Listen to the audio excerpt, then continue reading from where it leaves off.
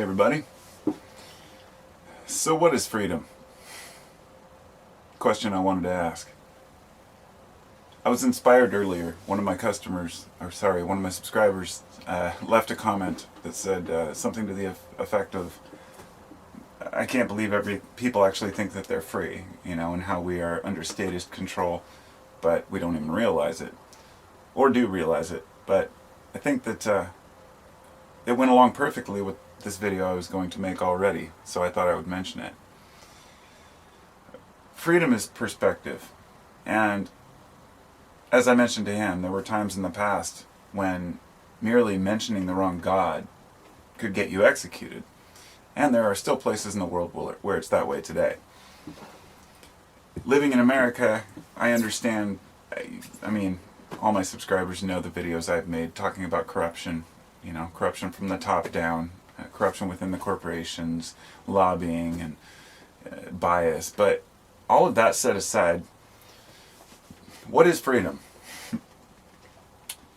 Right when I was getting ready to start this video, I heard a couple of, I live near the airport, it's right across the river, and at least once a day they have these jet fighters, take off, whatever they might be, F-16s, and they're loud, of course, hit their afterburners, and it's pretty loud, even miles away. And so I was just kind of filming that, and I said, there's $1,000 in jet fuel, there's your tax dollars at work. And I thought about that for a second, and it just occurred to me, kind of this image popped back into my head of 9/11 and around that time.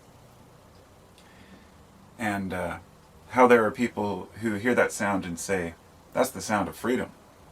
You know what I mean? It's an ignorant statement, of course, but I thought there are people who hear that sound and it makes them feel safe. If you go to a different place, different country, and they hear that sound and they think their life's going to end. So it's something to consider. When you hear a jet fighter overhead, you don't think you're going to die. But in a lot of countries they do. And often it's because they're going to. So the point being is that freedom really truly is a perspective. And one of the points people make is about the freedom in this country to, say, move ahead, to get rich. I've thought about this a lot. And people, I think this was another thing that Mike mentioned in his comment, that there's so many hoops and hurdles to overcome in order for the average person to get ahead. And there are so many families that are, say, already rich, that it's very difficult, and the chances are very slim that any individual is going to make it big and that everyone's going to be rich. I wouldn't expect it to be any other way, honestly. If you try to picture everyone rich and living in abundance, you realize it's just not a possible scenario. So the idea is that we're looking at it wrong. It's not about the average person being wealthy. It's about the wealthy supporting and helping the average person.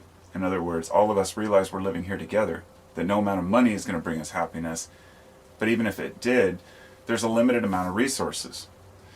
If we were all kings, who would be the servant, right?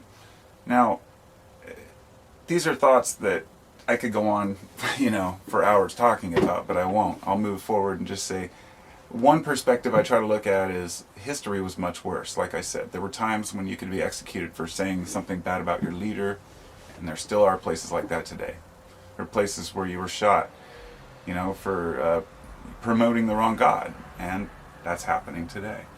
So, I think, and this is just something that I've been pondering, the reason why we don't succeed and feel free is because we don't acknowledge the freedom that we have.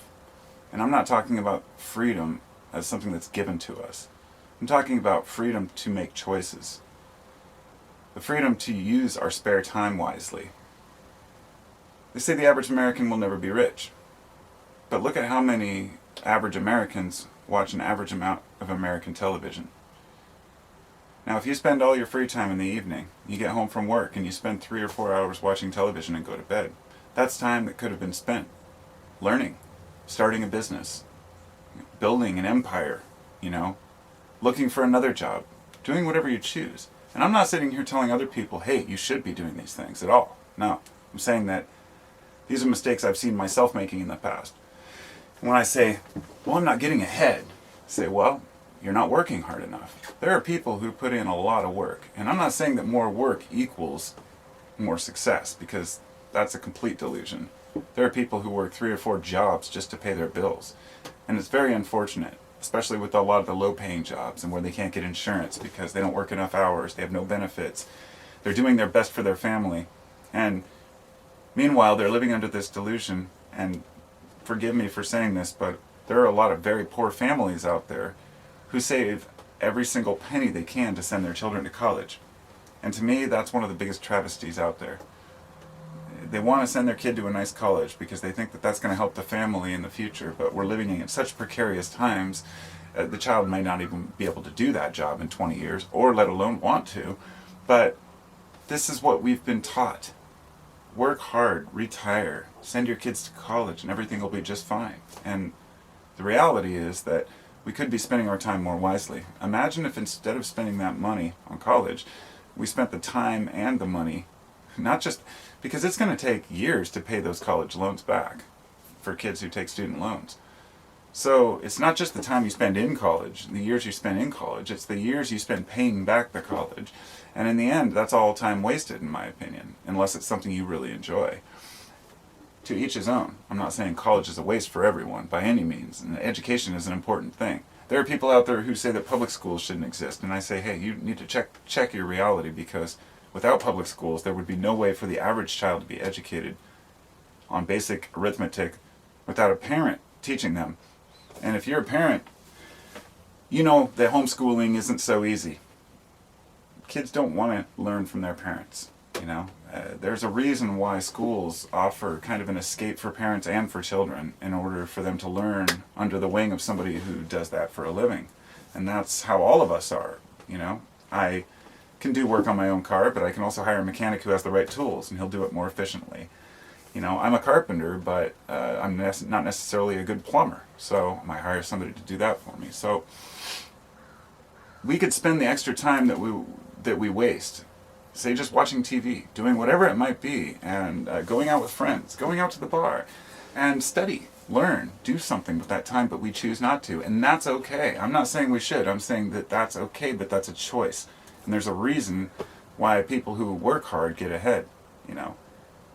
I mean, I'd like to give you an example. Like, I don't really have a lot of examples, but for example, there are a lot of rich people out there who just were passed down their money and they don't know anything about hard work.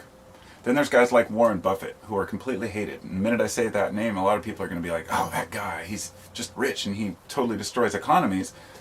He doesn't destroy economy, he speculates on economies, and the economy destroys himself because he has so much money and so much power. But here's the thing, he wasn't just given it.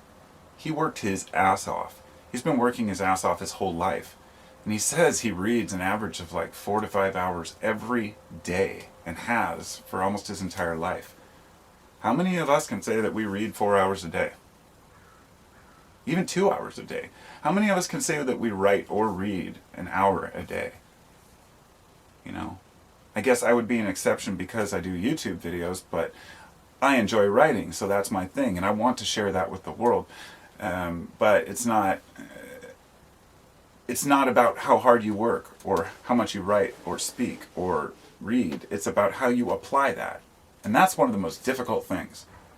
We have the freedom to apply our knowledge however we want, but we don't know how to do it. One thing that I learned from Manly Hall was you can't cheat an honest man. It's one of my favorite quotes. And it's ever so true. Who's that? Oh, I thought somebody was here. It's completely true. You can't cheat somebody who's honest because they're not looking to get ahead. And they're not looking for a free deal. So if you work hard, you should get what you've worked for. But that's for another. Just a few rhymes that I found, as I was writing down, they came out this way. We're free as we choose to be. Health is wealth. I'm sure you've heard that one. And love is what's above. And by that I mean that if there is any form of God or higher power or being, love would be the best way to express that. Love is the one emotion that we all desire. It's the one that we can't fight against. There may be somebody out there who says, no, love is overrated. But, I don't think you really believe that. I think we all know that love is a very important thing. And those who haven't had true love may try to discount it or belittle it. But most of us know the truth, that love is an important factor in life. And so it's not about trying to identify. I guess it's about having your own perception of what God is, your own perception of what freedom is, and the way that we change our mind, the mental alchemy, the way that we handle our daily activities. I'll just leave you with this. The meek shall inherit nothing. You remember that Bible quote, the meek shall inherit the earth? Complete nonsense. I don't know who came up with that or why anybody ever says that. But meek don't inherit anything. The meek get stepped on. They get tread on. We need to stand up for ourselves. We need to be outspoken. We need to be educated. We need to be strong in our convictions, yet open and empathetic to other people.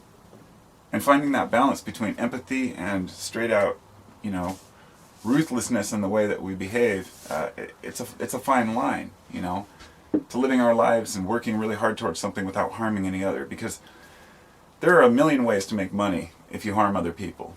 I could be rich if I wanted to take advantage of people.